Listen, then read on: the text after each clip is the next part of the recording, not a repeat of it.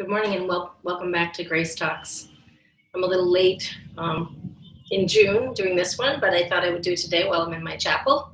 And I thought I'd let you see my chapel behind me, my altar and all of that. I am in my priest robes because I did some baptisms this morning, which was a delight, and served communion to some folks, which I don't get to do every day, so that was delightful. And I was thinking about June. I was thinking about things coming to fruition, blossoming. I was thinking about the equinox, which is coming up, summer solstice, which is coming up this week, Father's Day. There's a lot going on, a lot of movement in the summertime, a lot of energy moving toward the things that we have put our hearts into over the winter and our backs into in the spring.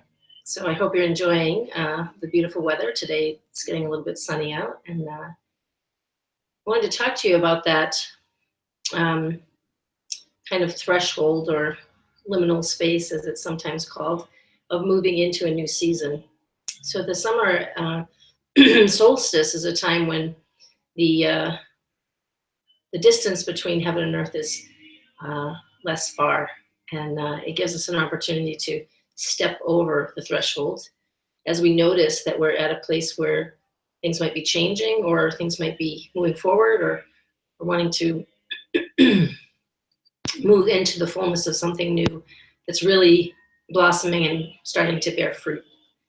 So metaphorically, that's the solstice and the summer and those kinds of things. And I also want to think about that, the seasons and our life seasons, as times of developing in the spirit. So when I was reading some Bible passages this morning, I was noticing that there are a lot of people who have experiences in life that make them shy away from the beauty of the Gospels or any wisdom literature due to their past experience. And I wanted to talk about that a little bit because it brings a great sadness to my heart to hear people rejecting the beauty, or as I like to say, throwing the baby Jesus out with the bathwater. So behind me, you might be able to see the picture of Jesus that I have above my altar right now, which is Jesus holding the lamb. And I don't know if I'll be able to get this close enough so you can see it, but this is a photograph of a similar picture. There we go. This is the stained glass window in the church that I went to when I was a young child. And there's Jesus, the shepherd, with his staff, and the sheep on the ground next to him, and the lamb in his arms. And when I was a child, I went to this church, which was a Protestant congregational church.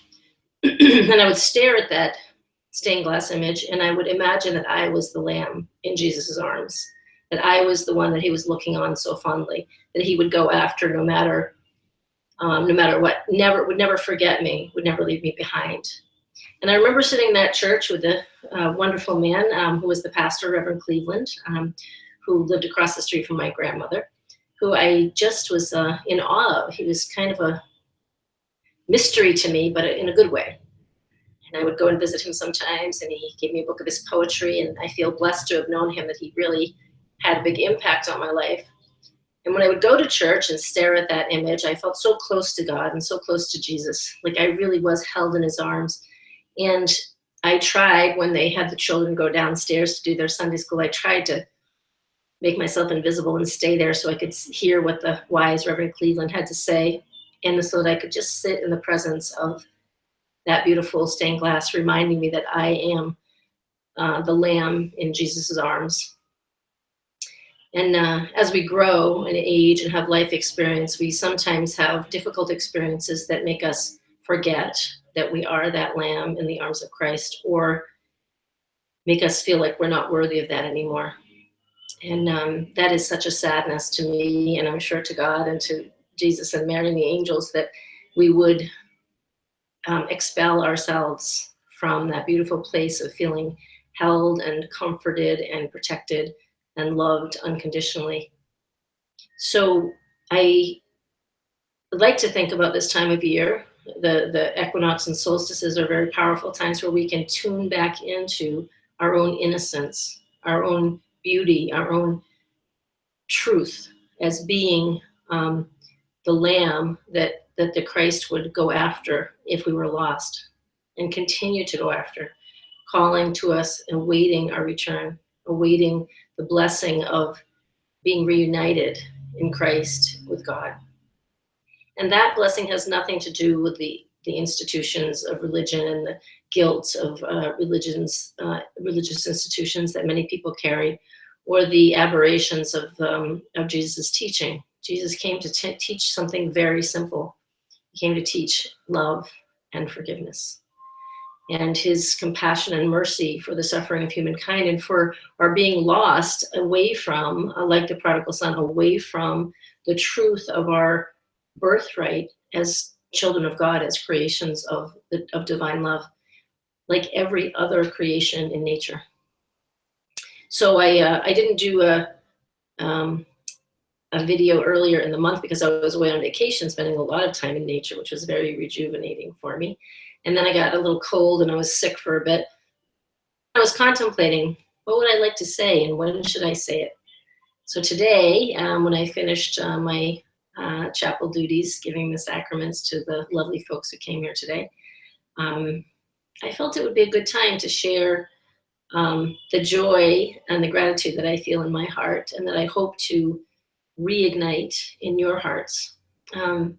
It's there in everyone, that light, that lightness of being, but has been covered over and burdened by many things in life. And I have a great deal of compassion, having been in that experience and having had people help me out of it and restore me to the place where I know without a doubt that I am a creation of God, beloved, just like everybody else, just like every other creation, unique, just like every other creation. There might be, pine trees different from oak trees, but the pine trees are different from each other as well, and as are we. And that's the delight of it, isn't it? That's the delight of it, that each of us, although we carry this beauty and this God seed that inside of us and the ability to be, to have a sweetness and lightness of being, we are so unique in the way we express that. And it's just delightful to me to meet people and work with people as they come to align themselves with that true nature of their own spirit, of their own soul, and let it come out to play. Let it come out and be with other people and shine itself to bring peace and love and connection and the hope for those who don't yet know that that's possible or that that's their birthright as well. So it's nice to be back here chatting with you. Hopefully I'll get your the newsletter out this week as well. And please know that those of you who are listening, that I keep you in my thoughts and prayers. I see who receives the newsletter, the Constant Contact newsletter, and I think of you often. And I have a prayer wall in my living room. Actually, maybe I'll bring you there. How about that? We'll go see the prayer wall. So here's the beautiful chapel. And here's my chair where I sit and meditate. My cat's meditating right now. And my Mary Shrine, which I think I put on Facebook for those of you who know me on Facebook. And then here in my living room, well, the light's a little bright there. In my living room, I have this wall that is a tree with leaves and cardinals. And each of those leaves and cardinals have the names of people that I keep in my prayers. So you may, in fact, be on this wall already. But if you would like me to put you on this wall and to say prayers for you or people that you're concerned about, I'd be happy to do that. So you can email me. And then this is a beautiful new painting that I just got while I was on vacation of the Guadalupe. So this is my home, and I teach meditation here once a week. And I have a chapel called Grace Chapel. And I just do what I can as a minister to try to bring some hope and some lightness to all of you. Hope that you'll share the video or the newsletter with people that you know.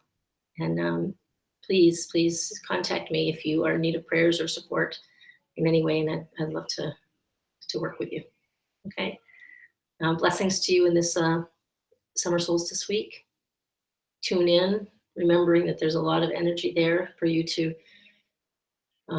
restore yourself to that lightness of being, and carry it with you as you go through the summer. There's a lot of solar energy in the summertime that can be very distracting.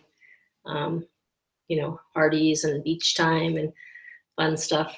But try to remember to stop long enough to remember where it is that your life comes from and how you are an instrument, a channel for that light for other people. And let your intention be to shine that light brightly, freely, and continuously, to bless all of humankind and the earth. There's a lot of struggles in the earth right now, and we can help by clearing the way in our own heart to be vehicles for that truth to shine through us. So I will hold you in my heart in my prayers, and I bless you to be restored to your good heart and to lightness of being. Take good care. God bless.